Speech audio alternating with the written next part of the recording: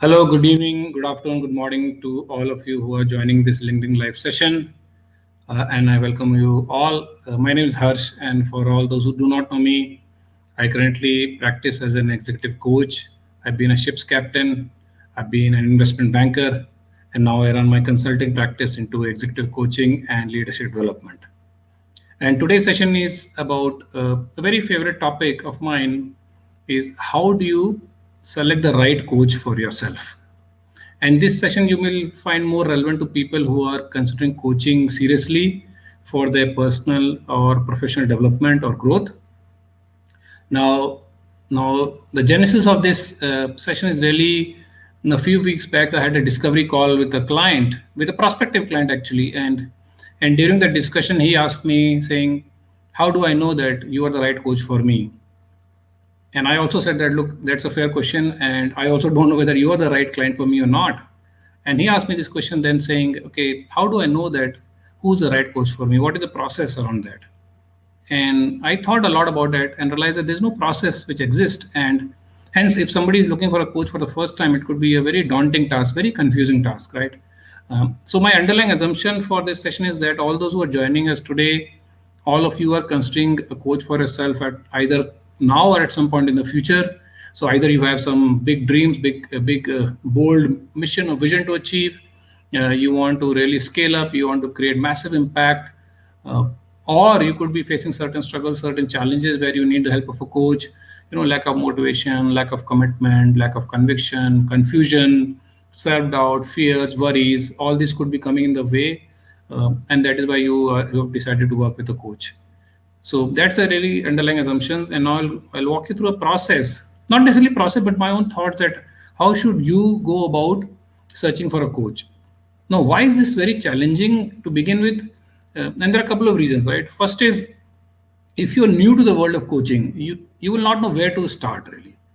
Especially if you have never had a coach before, you've never worked in any environment with a coach, you will really struggle to where to start. That's a big challenge. Uh, and you will not know what coaching is, how it will benefit you. And if you start searching for information in public domain, you'll find that you can get overwhelmed very quickly, right? You'll find so much information is there, and you will get into this search loop of information, and you will not lead anywhere. So that's a big challenge which people might face today, right? So how do you go about it, right? So what is the process? Now, before I begin this actual thoughts, there are two videos I created some time back. Again, two live shows. One was on 7 myths about executive coaching. So I strongly recommend you watch that. I'll share the link later on. And the second video was why you should not work with a coach. So that will give you reasons why you should not work with a coach, and that will also give you reasons why you should work with a coach. So I'll share those two links, and do watch those videos in conjunction with this show, and that can give you a lot more perspective on how to go about selecting your coach. Now, the first point when you're thinking of a coach is always to start with some reference, some referrals within your network. Now, you may say this is very intuitive. I mean, this is very obvious why you're telling this, but it is not as simple as it sounds, right? For a variety of reasons. First is a lot of us are very hesitant to accept the fact that we are seeking out a coach or we need help and support. So that hesitancy itself will stop you from reaching out to your network. Two is that even if you say, okay, I need a coach, you might be hesitant to go and ask for help. So typically your hesitancy or really saying out loud saying, look, I am looking for a coach, that may hold you back to tap into your network. But your network could be a very good starting point from a reference point of view, because there could be somebody in your network who's already working with a coach, or there could be somebody in your network who knows a coach. And if you're getting a reference, then obviously there is some level of trust and credibility into that. So start with your network first. Now, in many cases, this may not be easy, because if you are somebody who has not worked with a coach before, there are high chances that a lot of people in your network would have not worked with a coach also. So while tapping into a network could be a good starting point, you may not actually find a reference. And it's quite possible that none of your networks, your friends, your colleagues may have actually worked with a coach.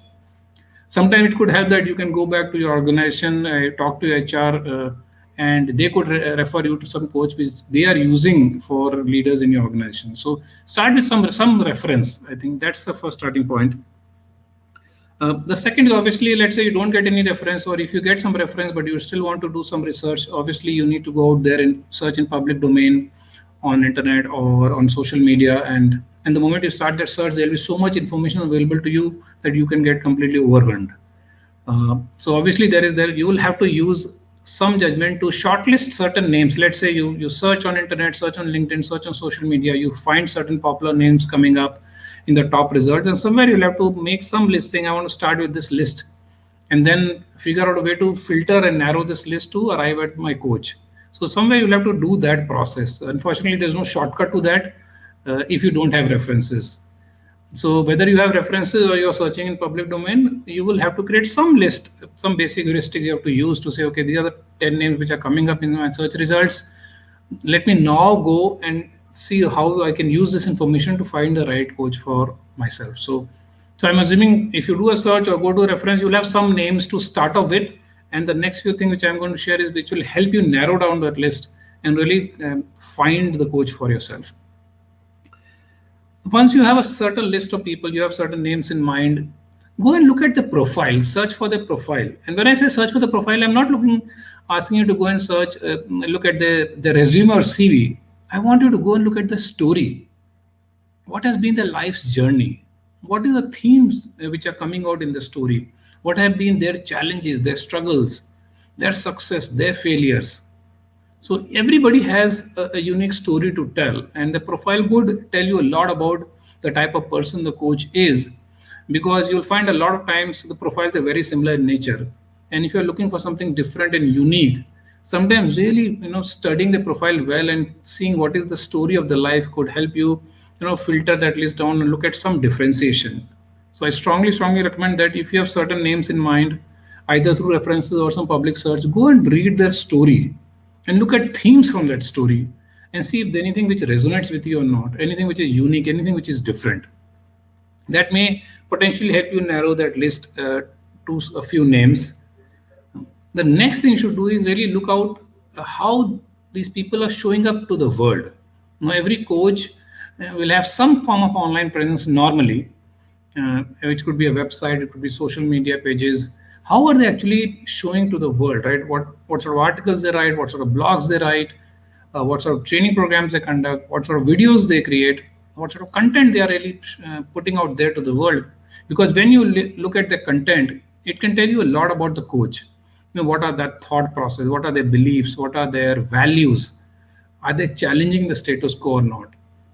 Are they all the time talking about coaching and selling coaching, or are they actually serving people? Are they adding sort of value to the community? Are they sharing their insights, their knowledge to the world to create an impact? So study their content, study how they're showing up to the world, and that can give you some idea about, you can create some picture of the coach. Yes, this is somebody who's different, or this is the thought process, this is what aligns with me, I resonate with it, and maybe this is somebody whom I want to consider. So look at that as well. The other thing you can also look at is client testimonials. Again, it seems to be very intuitive. A lot of coaches would have websites, or on social media, you will find that there are client testimonials there. But what you need to actually look at a couple of things. One is, what is the type of profiles they are working with. That obviously gives you a sense that whether you are fitting in the same profile or not. But remember that coaching is a very personal, sort of confidential business, right? So if a client is actually coming out there and sharing their story to the world that I work with this coach and this is my experience, that actually speaks a lot about the coach, because that establishes a lot of trust and credibility that somebody's gone through coaching and he or she is actually out there to tell about the experience. So if you find client testimonials, that itself is a good sign. But look at the testimonials, read the testimonials, and see what are the clients actually saying. Not just saying, it was a great session, or I recommend the coach. No, what is the story they're telling in those testimonials? What has been their outcome they've achieved? What has been their transformation? What is the benefit they've got from coaching? I think that can tell you a lot also about the work the coach does.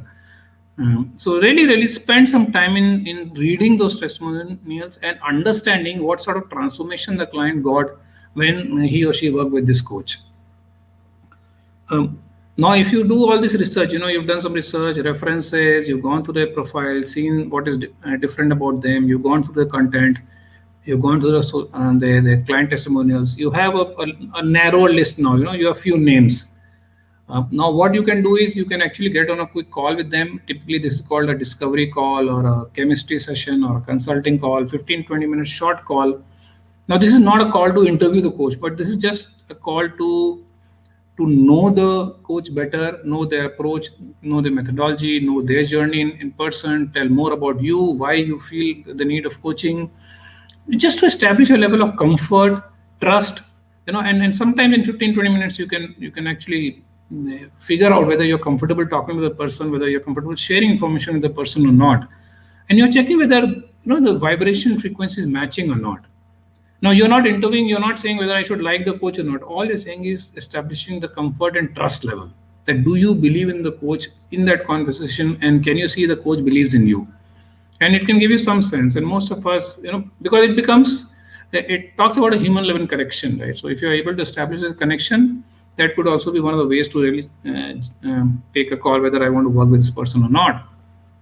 And finally, what you can also do is you can actually ask for a coaching session, a coaching experience session. Now, not every coach offers this, but if they offer, I would strongly recommend that you take advantage of that. Now, that coaching experience session is more about saying, I'm new to coaching. I don't know what coaching is all about. I don't know how it will help me. I want to be coached on a specific topic. And if a coach is ready to offer that, go and experience that. That means investment of time for you for sure, but you will actually experience what coaching is all about, how it works. And after that session, you can actually take a call. Now, as I said, not every coach will offer you the session. Sometimes it could involve a cost, and that's something you should be ready to pay with. But I think a coaching experience session could be a very powerful way to really finalize a coach for you. Like I do offer coaching experience session, but only for a select set of clients or potential clients whom I feel they are really, really serious about coaching. So these are some ways. If you really follow this process, you can actually finalize the list to a few names. Now, there are a few traps to avoid. Even if you do all this, you can still fall in a few traps. What are some of the traps you need to avoid? The first is, don't worry too much about the coaching credentials, because what you'll find is in a lot of cases, the credentials are all the same or very similar in nature. If you just go and search for certifications, that itself will not help you much. So don't really worry too much about the credentials of the coach. Don't worry too much about trying to find the coach from your industry, because I've spoken about this before also. Coaching is not about the industry or function. Coaching is about you as an individual. So it does not really matter from which industry you come from or from which industry the coach comes from. So don't worry too much about saying I need to find a coach from the tech industry because I belong to the tech background. That is not relevant. The third trap to avoid is, don't worry to find out which coaches are working with bigger brands. Because see, again, coaching is not about the company or the brand. Coaching is about the individual. So when you're looking at client testimonials, sometimes you may find coaches who are not working with big brands, but they're working with individual clients, because the transformation is happening at an individual client level, not at the brand or company level. So don't worry saying I don't find big names here. It doesn't mean the coach is credible. Yes, coach could be credible, right? So don't worry on that. And the final thing I want to say is that don't fall into the trap of just getting in this search and searching forever, right? And it could happen. It could literally make you overwhelmed, and you might just not be able to take a decision because there's so much information available out there, right? So fix a timeline saying, if I'm serious about coaching, I'm going to search for the coach for the next maybe 2 weeks or maybe 1 month, and then I'm going to take a call. In the worst case scenario, I'm going to take a call by my what my gut feeling says, and then I'm just going to go for it. I'm going to take a powerful decision and move on. Because indecisiveness will not really help you. So you can keep on searching forever and you may not reach a point in time. So somewhere you have to take a call saying, look, I need to, I think this is the right coach for me. Let me go for it. Make a powerful decision and make it happen. So those were the key things which I think you should keep in mind when you are searching for a coach. Again, it's not easy. It could consume a lot of time, but I'm assuming that if you're considering coaching for yourself, you're serious about it. There's a lot you want to achieve in your life. You have big dreams, bold dreams. You have big goals to achieve. You want to overcome any challenges or struggles you have currently, and that's why you're considering coaching. So whatever time you need to spend to search for a coach might be worthwhile. So do this research. I'm going to quickly recap what I said. Look out for references for sure. Ask in your network.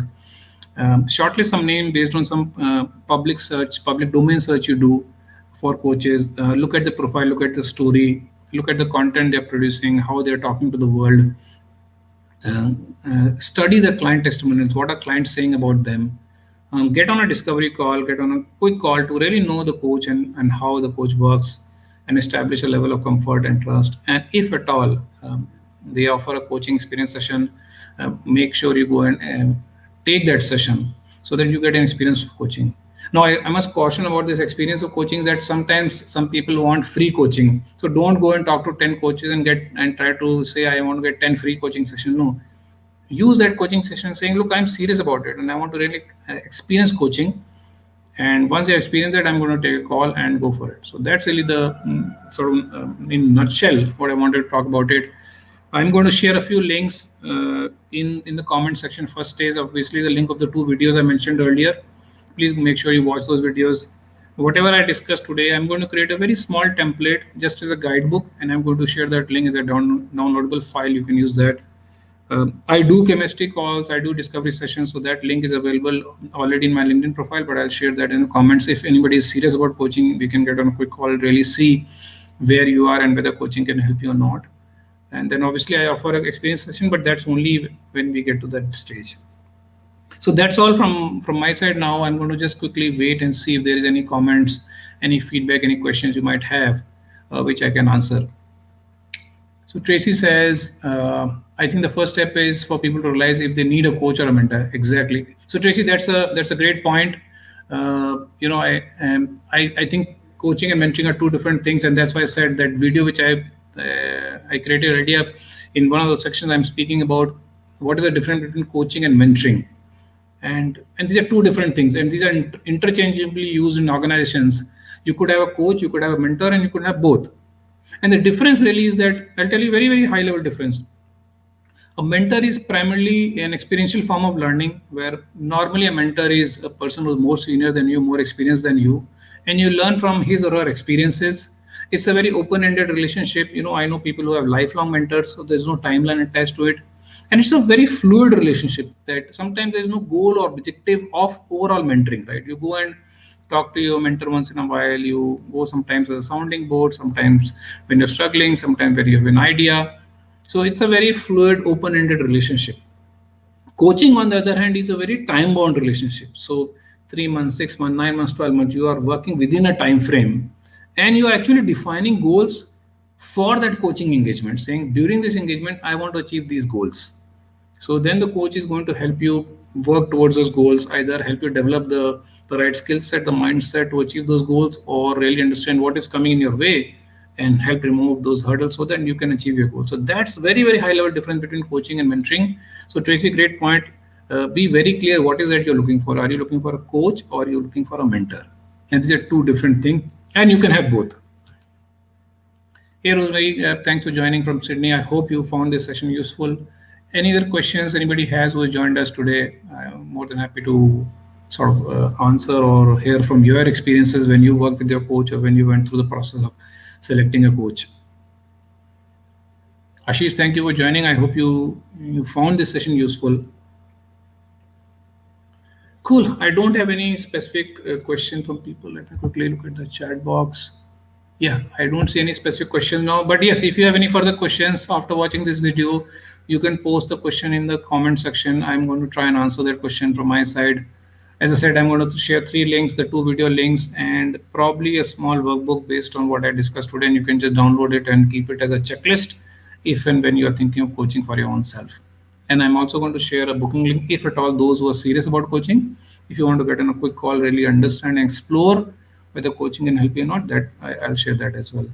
But that's all from my side. Thank you so much for joining from wherever you joined today. I hope you found the session useful, and stay safe, stay healthy, and see you on the other side. Thank you.